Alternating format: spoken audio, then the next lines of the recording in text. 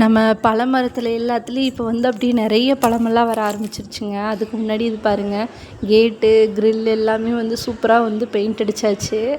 இதுக்கு முன்னாடி வந்து இருந்தது நாங்களாக வந்து பெயிண்ட் அடிச்சிருந்தோம். அது கொஞ்சம் சரியாக இல்லை, அதனால் இப்போ வந்து ஆள் விட்டு அடிச்சிருக்கு.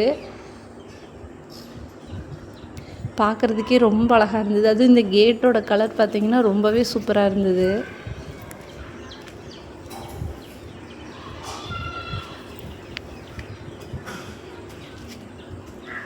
அடுத்து நம்ம ரோஸ் செடியில் பாருங்கள், ஒரு 2 பூ வந்து பூத்துருந்தது இந்த 7 டேஸில்.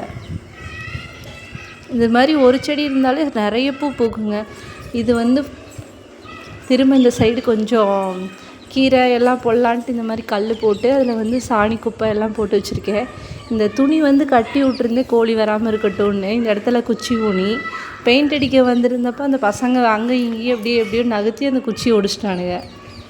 அப்புறம் இதில் வந்து கீரை போட்டிருக்கேன். இந்த சைடு மறுபடியும் கொஞ்சம் 4 கல்லை வச்சு எக்ஸ்ட்ரா இப்போ மண் போட்டுட்ருக்கேன்.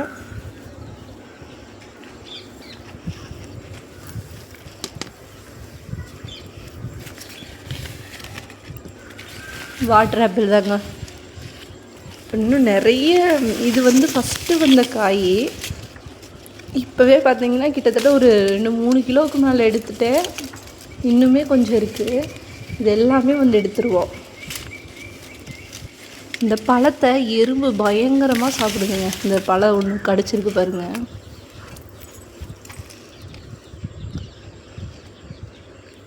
இப்போ இந்த மரம் ஃபுல்லாகவே நிறைய அப்படியே பூ முட்டைலாம் வர ஆரம்பிச்சிருச்சு. இந்த பழத்தையும் பாருங்கள் எப்படி கடிச்சு வச்சுருக்குங்க. விட்டோம் அப்படின்னாலே அது வந்து எறும்பு எப்படி தான் இந்த பழத்தை இவ்வளோ இதாக சாப்பிடுதுன்னே தெரில, ஃபுல்லாக காலி பண்ணிடுது. இப்போ மறுபடியும் பூவும் பிஞ்சும் அப்படின்னு நிறைய ஃபுல்லாக வந்துட்டுருக்கு.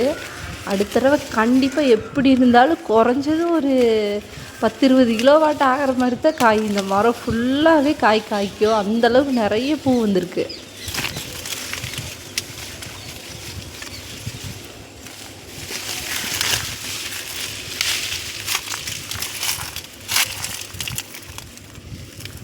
அடுத்து இந்த காம்பவுண்டோட செவருக்கும் வந்து நல்லா பெயிண்ட் அடித்தாச்சு. இந்த ஓரத்தில் இருந்தது எல்லாமே எடுத்துட்டோம். இங்கே இருந்த கல்லைத்தான் எடுத்துக்கொண்டே அங்கே போட்டிருக்கேன். இதில் வந்து ஒரு ஸ்டார் ஃப்ரூட் ஒன்று இருந்தது. இங்கே ஃபஸ்ட்டெலாம் கொஞ்சம் உள்ளே வர்றதுக்கு நிறைய செத்தையாக இருந்தது. இப்போ கொஞ்சம் க்ளீன் பண்ணதுக்கப்புறம் வந்து உள்ளுக்குள்ளே இருக்கிற பழமே தெரிஞ்சுதுங்க. நிறைய வேஸ்ட்டாக போயிருந்தது. எங்கள் அத்தை ஒரு பழம் வந்து எடுத்துகிட்டு வந்தாங்க. அப்புறம் தான் தெரிஞ்சுது உள்ளுக்குள்ளே இன்னுமே பழம் இருந்ததுன்னு. இந்த ஒரு பழம் நல்ல பெரிய பழமாக இருக்குது. ஒரு சைடு கொஞ்சம் இதாக இருக்குது, அது ஒன்றும் பிரச்சனை இல்லை, அதை அறுத்து தூக்கி எறிஞ்சிடலாம். ஆனால் நல்ல பெரிய பழங்க. அடுத்து ராமர் சீதா ஒரு பழம் மேலே இருந்தது.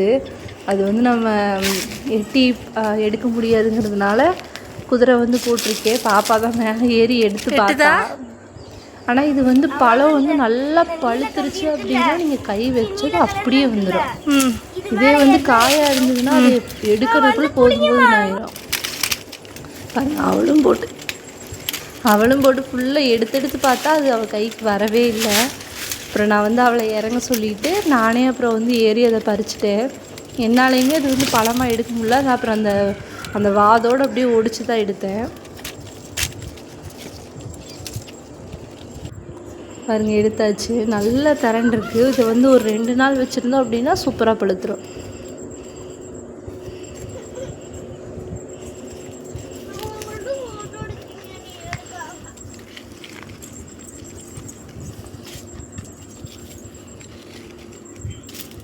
அடுத்து ஒரு பச்சை சீத்தாவும் இருக்குது, அதை எடுத்துடலாம். இது வந்து காய் கொஞ்சம் சின்னது தான். இப்போ வந்து நிறைய ஃபுல்லாக அந்த இலையெல்லாம் உதிர்ந்து மறுபடியும் வந்து தளைஞ்சிட்டு இருக்குது. இன்னும் ஒரு மாதத்தில் பார்த்திங்கன்னா எப்படினாலும் பூ வைக்க ஆரம்பிச்சிடும்.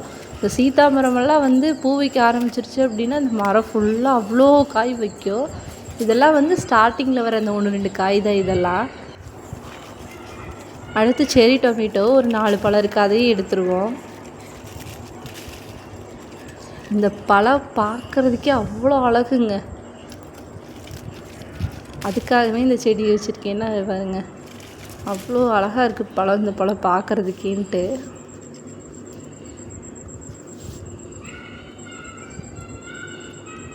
இன்றைக்கி வீடியோ அவ்வளோதாங்க. பிடிச்சிருந்தா சப்போர்ட் பண்ணுங்கள்.